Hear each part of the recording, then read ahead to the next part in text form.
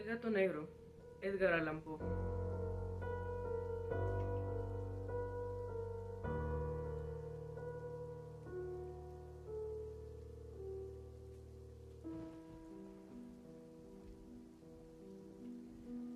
Ni espero ni quiero que se dé crédito a la historia más extraordinaria y, sin embargo, más familiar que voy a referir, tratándose de un caso en el que mis sentidos se niegan a aceptar su propio testimonio.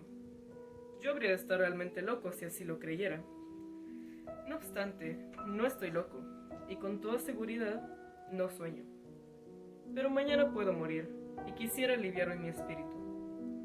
Mi inmediato deseo es mostrar al mundo clara, concretamente, y sin comentarios, una serie de simples acontecimientos domésticos que, por sus consecuencias, me han aterrorizado, torturado y anonadado.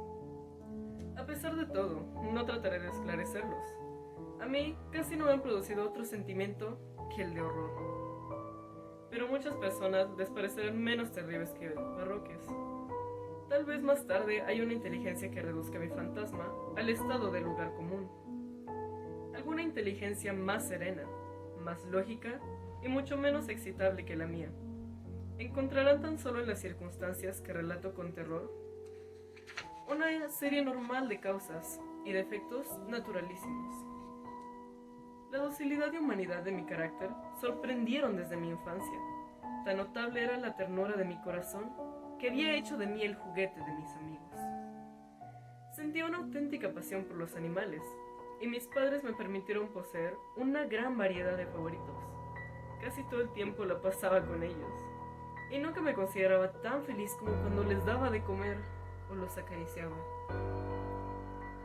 Con los años aumentó esta particularidad de mi carácter, y cuando fui hombre hice de ella una de mis principales fuentes de goce. Aquellos que han profesado afecto a un perro fiel y sagaz no requieren la explicación de la naturaleza o intensidad de los goces que eso puede producir. En el amor desinteresado de un animal, en el sacrificio de sí mismo, hay algo que llega directamente al corazón, del que con frecuencia ha tenido ocasión de comprobar la amistad mezquina y la frágil fidelidad del hombre natural. Me casé joven. Tuve la suerte de descubrir en mi mujer una disposición semejante a la mía. Habiéndose dado cuenta de mi gusto por estos favoritos domésticos, no perdió ocasión alguna de proporcionármelos, de la especie más agradable. Tuvimos pájaros, un pez de color oro, un magnífico perro, conejos, un mono pequeño y un gato. Era este último animal muy fuerte y bello, completamente negro y de una sagacidad maravillosa.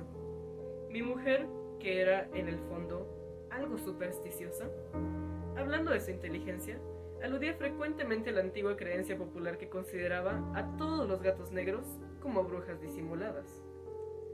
No quiere esto decir que hablara siempre en serio sobre este particular, y lo consigno sencillamente porque lo recuerdo. Plutón se llamaba así el gato. Era mi predilecto amigo. Solo yo le daba de comer, y a donde quiera que fuese me seguía por la casa. Incluso me costaba trabajo impedirle que me siguiera por la calle.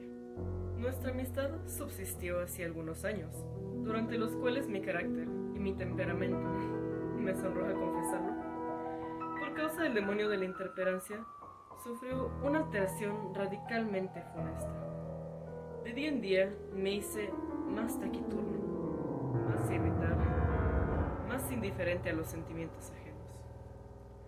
Empleé con mi mujer un lenguaje brutal, y con el tiempo la afligí incluso con violencias personales.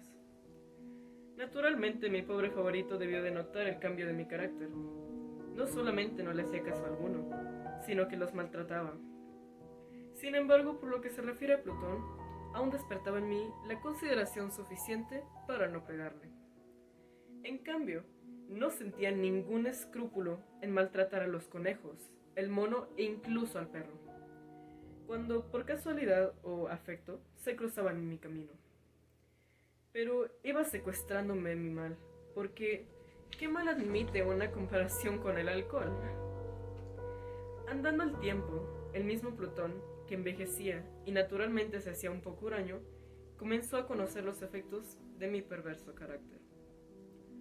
Una noche, en ocasión de regresar a casa completamente ebrio, de vuelta de uno de mis frecuentes escondrijos del barrio, me pareció que el gato evitaba mi presencia y lo cogí, pero él, horrorizado por mi violenta actitud, me hizo en la mano con los dientes una leve herida. De mí se apoderó repentinamente un furor demoníaco. En aquel instante dejé de conocerme. Pareció como si de pronto mi alma original hubiese abandonado mi cuerpo y una ruinidad superdemoníaca, saturada de ginebra, se filtró en cada una de las fibras de mi ser. Del bolsillo de mi chaleco saqué un cortaplumas, lo abrí, cogí al pobre animal por la garganta y deliberadamente le vacié el ojo. Me cubre el rubor, me abraza, me estremezco al escribir esta abominable atrocidad. Cuando al amanecer hube recuperado la razón, cuando se hubieron disipado los vapores de mi crápula nocturna, experimenté un sentimiento mitad horror, mitad remordimiento por el crimen que había cometido. Pero todo lo demás era un débil y equívoco sentimiento, y el alma no sufrió sus acometidas. Volví a sumirme en los excesos, y no tardé en ahogar en el vino todo recuerdo de mi acción. Curó entre tanto el gato lamentablemente.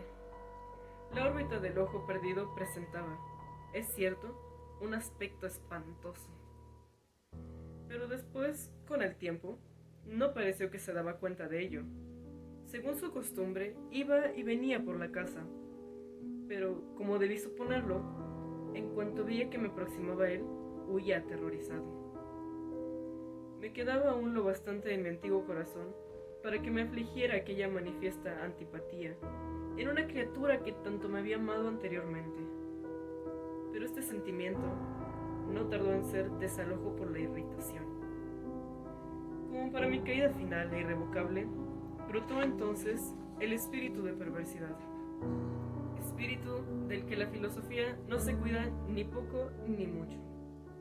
No obstante, tan seguro como que existe mi alma, creo que la perversidad es uno de los primitivos impulsos del corazón humano, una de esas indivisibles primeras facultades o sentimientos que dirigen el carácter del hombre. ¿Quién no se ha sorprendido numerosas veces cometiendo una acción necia o vil por la única razón de que sabía que no debía cometerla? ¿No tenemos una constante inclinación, pese a lo excelente de nuestro juicio, a violar lo que es la ley, simplemente porque comprendemos qué es la ley? Digo que este espíritu de perversidad hubo de producir mi ruina completa. El vivo e insondable deseo del alma de atormentarse a sí misma, de violentar su propia naturaleza, de hacer el mal por amor al mal, me impulsaba a continuar y últimamente a llevar a efecto el suplicio que había infligido al inofensivo animal. Una mañana, sangre fría, ceñí un nudo corredizo en torno a su cuello y lo ahorqué de la rama de un árbol. Lo ahorqué con mis ojos llenos de lágrimas, con el corazón desbordante del más amargo remordimiento. Lo ahorqué porque sabía que él me había amado y porque reconocía que no me había dado motivo alguno por encolizarme con él. Lo ahorqué porque sabía que al hacerlo cometía un pecado mortal que comprometía mi alma inmortal hasta el punto de colocarla, si esto fuera posible, lejos incluso de la misericordia infinita del muy terrible y misericordioso Dios. En la noche siguiente, al día en que fue cometida una acción tan cruel, me despertó del sueño el grito de ¡fuego! Ardían las cortinas de mi lecho. La casa era una gran hoguera. No sin grandes dificultades, mi mujer, un criado y yo logramos escapar del incendio. La destrucción fue total. Quedé arruinado y me entregué desde entonces a la desesperación. No intento establecer relación alguna entre la causa y efecto con respecto a la atrocidad y el desastre. Estoy por encima de tal debilidad, pero me limito a dar cuenta de una cadena de hechos, y no quiero omitir el menor eslabón. Visité las ruinas al día siguiente, al día del incendio, excepto una. Todas las paredes se habían derrumbado. Esta sola excepción la constituía un delgado tabique interior, situado casi en la mitad de la casa, contra el que se apoyaba la cabecera de mi lecho.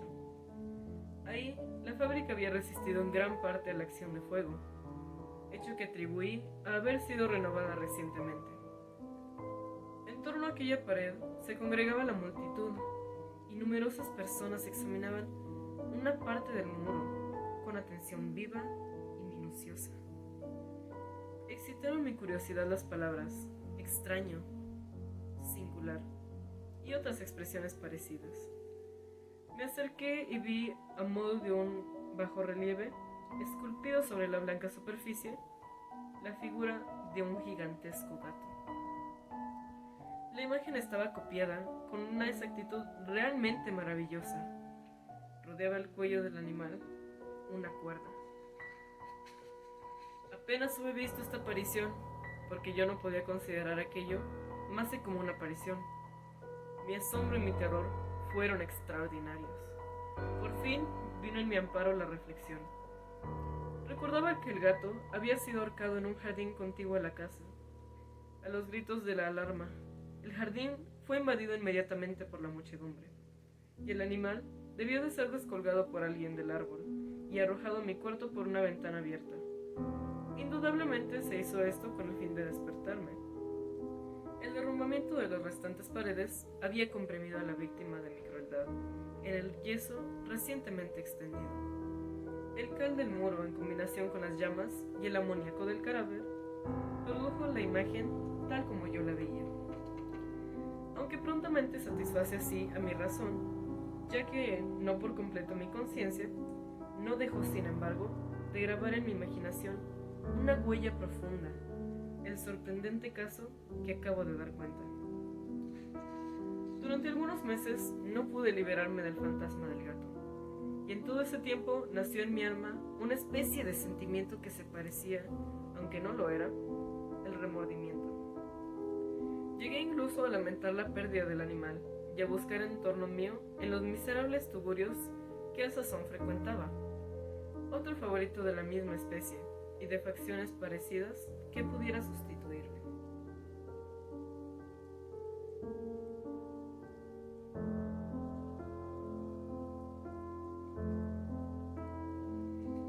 Hallábame sentado una noche, medio aturdido, en un bodegón infame, cuando atrajo repentinamente mi atención un objeto negro que yacía en lo alto de uno de los inmensos barriles de ginebra o ron que componían el mobiliario más importante de la sala. Hacía ya algunos momentos que miraba a lo alto del tonel y me sorprendió no haber advertido el objeto colocado encima. Me acerqué a él y lo toqué. Era un gato negro, enorme, tan corpulento como Plutón, al que se parecía en todo, menos en un pormenor. Plutón no tenía un solo pelo blanco en todo el cuerpo, pero este tenía una señal ancha y blanca, aunque de forma indefinida, que le cubría casi toda la región del pecho. Apenas puse en él mi mano, se levantó repentinamente, ronroneando con fuerza. Se restregó contra mi mano y pareció contento de mi atención. Era, pues, el animal que yo buscaba. Me apresuré a proponer al dueño su adquisición, pero este no tuvo interés alguno por el animal. Ni le conocía ni le había visto hasta entonces. Continué acariciándole, y cuando me disponía a regresar a casa, el animal se mostró dispuesto a seguirme. Se lo permití, e inclinándome de cuando en cuando, caminamos hacia mi casa acariciándole. Cuando llegó a ella, se encontró como si fuera la suya, y se convirtió rápidamente en el mejor amigo de mi mujer. Por mi parte, no tardó en formarse en mí una antipatía hacia él. Era pues precisamente lo contrario de lo que yo había esperado. No sé cómo ni por qué sucedió esto, pero su evidente ternura me enojaba y casi me fatigaba. Paulatinamente, estos sentimientos de disgusto y fastidio acrecentaron hasta convertirse en la amargura del odio. Yo evitaba su presencia, una especie de vergüenza, y el recuerdo de mi primera crueldad me impidieron que lo maltratara. Durante algunas semanas me abstuve de pegarle o de tratarle con violencia, pero gradualmente, insensiblemente, llegué a sentir por él un horror indecible y eludir en silencio como si huyera de la peste, su odiosa presencia. Sin duda, lo que me aumentó mi odio por el animal fue el descubrimiento que hice a la mañana del siguiente día de haberlo llevado a casa. Como Plutón, también él había sido privado de uno de sus ojos. Sin embargo, esta circunstancia contribuyó a hacerle más grato a mi mujer, que, como ya he dicho, poseía grandemente la ternura de sentimientos que fue en otro tiempo mi rasgo característico, y el frecuente manantial de mis placeres más sencillos y puros. Sin embargo, el cariño que el gato me demostraba parecía crecer en razón directa de mi odio hacia él, con una tenacidad imposible de hacer comprender al lector. Seguía constantemente mis pasos, y cuando me sentaba, acurrucase bajo mi silla o saltaba sobre mis rodillas, cubriéndome con sus caricias espantosas. Si me levantaba para andar, metíase entre mis piernas y casi me derribaba, o bien, clavando sus largas y agudas garras en mi ropa, se trepaba para ellas hasta mi pecho. En estos instantes, aun cuando hubiera querido matarle de un golpe, me lo impedía en parte el recuerdo de mi primer crimen, pero sobre todo, me apresuro a confesarlo, el verdadero terror del animal. Este terror no era positivamente el de un mal físico, y no obstante, me sería muy difícil definirlo de otro modo. Si me avergüenza confesarlo, poner en esta celda de malhechor. Que si me avergüenza confesar que el horror y el pánico que me inspiraba el animal habíanse acrecentado a causa de una de las fantasías más perfectas que es posible imaginar. Mi mujer no pocas veces había llamado mi atención con respecto al carácter de la mancha blanca, del que he hablado, y que constituía la única diferencia perceptible entre el animal extraño y aquel que había matado yo. Recordará sin duda el lector que esta señal, aunque grande, tuvo primitivamente una forma indefinida, pero lenta, gradualmente, por fases imperceptibles, y que mi razón se esforzó durante largo tiempo en considerar cómo imaginarla, había concluido adquiriendo una nitidez rigurosa de contornos. En ese momento, la imagen de un objeto que me hace temblar nombrarlo. Era sobre todo lo que me hacía mirarle como un monstruo de horror y repugnancia, y lo que si me hubiera atrevido, me hubiese impulsado a librarme de él. Era ahora, digo, la imagen de la cosa abominable, y además siniestra. La imagen de la horca. Oh, lúgubre y terrible máquina, máquina de espanto y crimen, de muerte y agonía. Yo era entonces, en verdad, un miserable, más allá de la miseria posible de la humanidad. Una bestia bruta cuyo hermano fue aniquilado por mí con desprecio. Una bestia bruta engendraba en mí, hombre formado imagen del Altísimo, tan grande, intolerable infortunio. Ay, ni de día ni de noche conocía yo la paz del descanso. Ni un solo instante. Yo durante el día dejábame el animal, y de noche, a cada momento cuando salía de mis sueños, lleno de indefinible angustia, era tan solo para mí sentir el aliento tibio de la cosa sobre mi rostro, y su enorme peso, encarnación de una pesadilla, que yo no podía separar de mí, y que parecía eternamente posada en mi corazón. Bajo tales tormentos sucumbió lo poco que había de bueno en mí. Infames pensamientos convirtiéronse en mis íntimos, los más sombríos, los más infames de todos los pensamientos que he tenido. La tristeza de mi humor de costumbre se acrecentó hasta hacerme aborrecer a todas las cosas y a la humanidad entera. Mi mujer mujer, sin embargo, no se quejaba, nunca. ¡Ay! Era mi paño de lágrimas de siempre, la más paciente víctima de las repentinas, frecuentes e indomables expansiones de una furia en la que ciertamente me abandoné desde entonces. Para un quehacer doméstico, me acompañó un día al sótano de un viejo edificio en el que nos obligara a vivir nuestra pobreza. Por los agudos peldaños de la escalera me seguía el gato, y habiéndome hecho tropezar la cabeza, me exasperó hasta la locura. Apoderándome de una hacha y olvidando en mi furor el espanto pueril que había detenido hasta entonces mi mano, dirigí un golpe al animal, que hubiera sido mortal si lo hubiera alcanzado como quería, pero la mano de mi mujer detuvo el golpe. Una rabia más que diabólica me produjo esta intervención.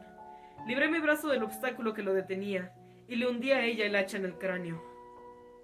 Mi mujer cayó muerta instantáneamente, sin exhalar siquiera un gemido. Realizado el horrible asesinato, inmediata y resueltamente procuré esconder el cuerpo. Me di cuenta de que no podía hacerlo desaparecer de la casa, ni de día ni de noche, sin correr el riesgo de que se enteraran los vecinos. Saltaron en mi mente varios proyectos. Pensé por un instante en fragmentar el cadáver y arrojar al suelo los pedazos. Resolví después cavar una fosa en el piso de la cueva. Luego pensé arrojarlo al pozo del jardín.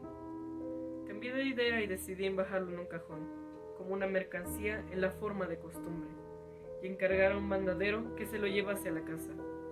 Pero por último, me detuve ante un proyecto que consideré el más factible. Me decidí a emparedarlo en el sótano, como se dice que hacían en la Edad Media los monjes con sus víctimas. La cueva parecía estar construida a propósito para semejante proyecto. Los muros no estaban levantados con el cuidado de costumbre, y no hacía mucho tiempo que había sido cubierto en toda su extensión por una capa de yeso que no dejó endurecer la humedad. Por otra parte, había un saliente en uno de los muros, producido por una chimenea artificial, o especie de hogar que quedó luego tapado y dispuesto de la misma forma que el resto del sótano. No dudé que me sería fácil quitar los ladrillos de aquel sitio, colocar el cadáver y emparedarlo del mismo modo, de forma que ninguna mirada pudiese descubrir nada sospechoso. No me engañó mi cálculo. Ayudado por una palanca, separé sin dificultad los ladrillos, y habiendo luego aplicado cuidadosamente el cuerpo contra la pared interior, lo sostuve en esta postura hasta poder establecer, sin gran esfuerzo, toda la fábrica a su estado primitivo. Con todas las precauciones imaginables, me preocupé una argamasa de cal y arena. Preparé una capa que no podía distinguirse de la primitiva y cubrí escrupulosamente con ella el nuevo tabique. Cuando terminé, vi que todo había resultado perfecto. La pared no presentaba la más leve señal de arreglo. Con el mayor cuidado, barrí el suelo y recogí los escombros. Miré triunfosamente el trono mío y me dije: por lo menos aquí mi trabajo no ha sido infructuoso. Mi primera idea entonces fue buscar al animal que fue causante de tan tremenda desgracia, porque al fin había resuelto matarlo. Si en aquel momento hubiera podido encontrarle, nada hubiese evitado su destino. Pero parecía que el artificioso animal, ante la violencia de mi cólera, habíase alarmado y procuraba no presentarse ante mí, desafiando mi mal humor. Imposible describir o imaginar la intensa, la apacible sensación de alivio que trajo a mí con razón la ausencia de la detestable criatura. En toda la noche no se presentó, y esta fue la primera que gocé desde su entrada a la casa, durmiendo tranquila y profundamente. Sí, dormí con el peso de aquel asesinato en mi alma. Transcurrieron el segundo y el tercer día. Mi verdugo no vino. Sin embargo, como un hombre libre, respiré una vez más. Su terror, el monstruo había abandonado para siempre aquellos lugares. Ya no volvería a verle nunca. Mi dicha era infinita. Me inquietaba muy poco la criminalidad de mi tenebrosa acción. Impuse una especie de sumario que apuró poco las averiguaciones. También se dispuso un reconocimiento, pero naturalmente nada podía descubrirse. Yo daba por asegurada mi felicidad futura. Al cuarto día después de haberse cometido el asesinato, se presentó inopinadamente en mi casa un grupo de agentes de policía y procedió de nuevo a una rigurosa investigación del local. Sin embargo, confiado en lo impenetrable del escondite, no experimenté ninguna turbación. Los agentes quisieron que les acompañase en sus pesquisas. Fue explorado hasta el último rincón. Por tercera o cuarta vez bajaron por último a la cueva. No me alteré lo más mínimo, como el de un hombre que reposa en la inconsciencia. Mi corazón latía pacíficamente. Recorrí el sótano de punta a punta, crucé los brazos sobre mi pecho y me pasé indiferente de un lado a otro. Plenamente satisfechos, la policía se disponía a abandonar la casa. Era demasiado intenso el júbilo de mi corazón para que pudiera reprimirlo. Sentía la viva necesidad de decir una palabra tan solo a modo de triunfo, y hacer doblemente evidente su convicción con respecto a mi inocencia. Señores, dije por último cuando los agentes subían las escaleras, es para mí una gran satisfacción haber desvanecido sus sospechas. Deseo a todos ustedes una buena salud y un poco más de cortesía. Dicho sea de paso, señores, tienen ustedes aquí una casa construida. Apenas sabía lo que hablaba, en mi furioso deseo de decir algo con aire deliberado. Puedo asegurar que esta es una casa excelentemente construida. Estos muros... ¿Se van ya, señores? Estos muros están construidos con una gran solidez. Entonces, por una fanfarronada frenética, golpeé con fuerza, con un bastón que tenía en la mano en ese momento, precisamente sobre la pared del tabique, tras el cual yacía la esposa de mi corazón. ¡Ah! Que por lo menos Dios me proteja y me libre de las garras del archidemonio. Apenas hubo zumbido en el silencio el eco de mis golpes, me respondió una voz que venía del fondo de la tumba. Era primero una queja, velada y encontrada como el sollozo de un niño. Después, enseguida, se hinchó en un prolongado, sonoro y continuo, completamente anormal e inhumano, un alarido, un aullido, mitad horror, mitad triunfo, como solamente puede brotar del infierno. Horrible armonía que surgiera del unísono de las gargantas de los condenados en sus torturas y de los demonios que gozaban de la condenación. Sería una locura expresaros mis sentimientos. Me sentí desfallecer y, tambaleándome, caí contra la pared opuesta durante un instante en que detuviéronse en los escalones las gentes. El terror los había dejado atónitos. Un momento después, 12 brazos robustos atacaron la pared que cayó a tierra de un golpe. El cadáver, muy desfigurado ya y cubierto de sangre coagulada, apareció rígido a los ojos de los circunstantes. Sobre su cabeza, con las rojas fauces dilatadas y llameando el único ojo, se posaba el odioso animal cuya astucia me llevó al asesinato y cuya reveladora voz me entregaba el verdugo. Yo había emparedado al monstruo en la tumba.